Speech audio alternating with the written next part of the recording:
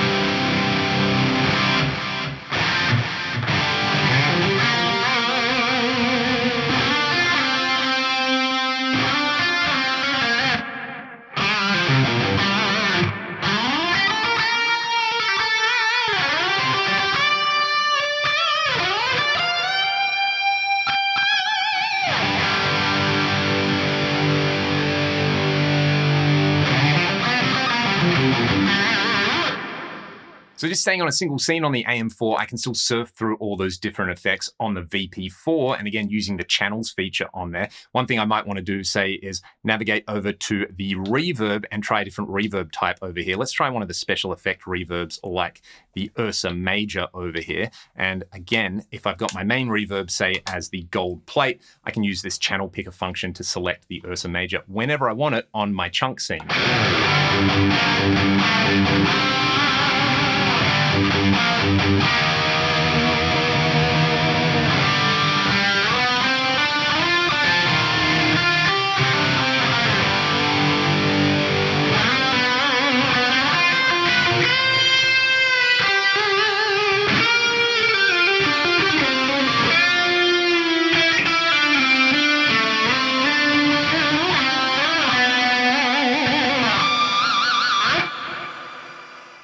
it's kind of fun treating this like a single channel amp on here and then adding all the extra grease on there. Of course, I have organized this into 4 scenes. In the second scene, basically what I'm using is the exact same settings in the amp block, but I have the amp block boost activated. Now, if I was in the effects mode of the AM4, the amp block in the 4th slot is corresponding to this 4th foot switch over here, and I can toggle that amp boost on and off. If you go enter on the amp block and page across, there is a dedicated boost section over here. So you can see the output boost can be turned on and off like that. You can set the boost level on there, and again, engage it and disengage it by pressing the relevant amp foot switch over there. I'm also using channel B in the amp block for more gain and mid-range on there. So that's pretty cool that that is automated on there. Again, I can go back to the scenes mode. My third scene, nothing too special over here, except I'm using a delay before the amp. I'm using the vintage digital delay in there, and for rhythmic style echoes, I think they sound a bit more percussive and sit in the mix a little bit better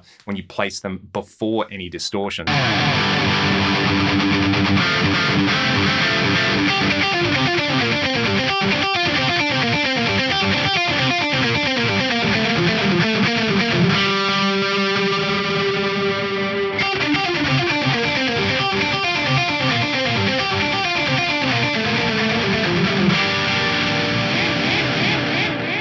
Then on the 4th scene, I'm using a Univibe in the phaser block. I've got the big dual D tune on the VP4, the same reverb, but I've also set up the multi-tap delay on there to give me a quad chorus. So I've got some modulation before the amp block and modulation after the amp block. I mean, if it's worth doing, it's worth overdoing, right?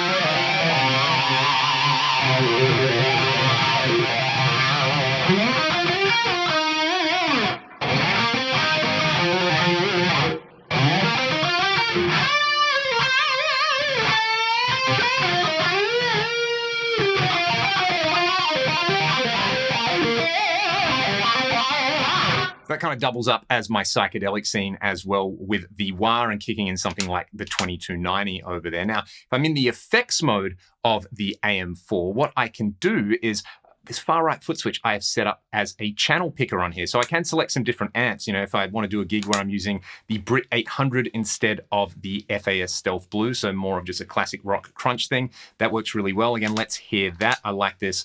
I kind of like everything in conjunction with that dual D tune. And I kind of like this with the, what is it, the London plate reverb in here. I think it sounds pretty good with the chamber as well, but we'll hear it totally dry first.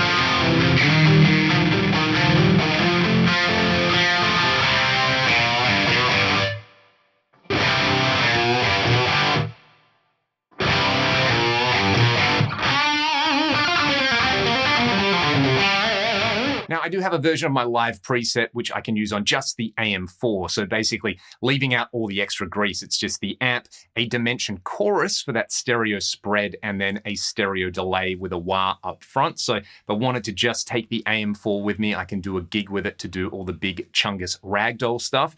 But if I did want to take it and then have all the extra grease in stereo, I can hook it up this way with the VP4. I love that you're able to kind of separate out this rig into modular segments so easily, but then integrate them so easily, especially if you're using the SPDIF connection and then you're syncing them up with Scene Sync and MIDI. Of course, if you've got MIDI set up, you can have the AM4 send program changes to the VP4 and switch presets in unison as well. Or do it all the other way around, where the VP4 is the master unit that has the AM4 scene sync to it. So when you change scenes on here, everything will change on this automatically. You could leave this in effects mode, for example, or preset mode, and switch what you need to. So it's very, very flexible, really nicely thought out on here. I hope this made sense, and hopefully this is something that if you've got both of these units, it gives you some ideas to use them in your own rig. Speaking of which, I'd love to hear what you're planning on using the AM4 and maybe the VP4 together for. Are you going to build a gigantic pedal board of doom like I've done here, where I've got a bunch of other effects? I will do a standalone video with this board